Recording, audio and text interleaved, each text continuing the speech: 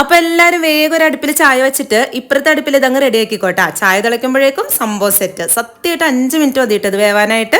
അപ്പൊ ഞാനിവിടെ 1 കപ്പ് റവ, അരക്കപ്പിന്റെ അടുത്ത് പഞ്ചസാര, 1/4 കപ്പ് തേങ്ങ ചിരവേത് ഇത്ര ഒരു മിക്സി ജാറിലേക്ക് ഇട്ട് ഒട്ടും തരിയില്ലാതെ പൊടിച്ച് ഒരു ബൗളിലേക്ക് ഇട്ട് കൊടുത്തിട്ടുണ്ട്.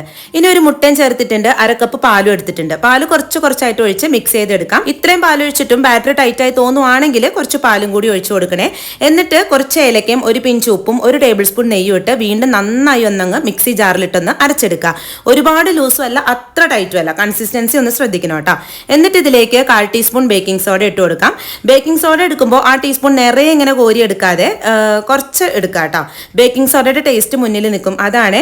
പിന്നെ എക്സ്പയറി ഡേറ്റ് അടുത്തിട്ടുള്ള ബേക്കിംഗ് സോഡ ഒന്നും യൂസ് ആക്കരുത്.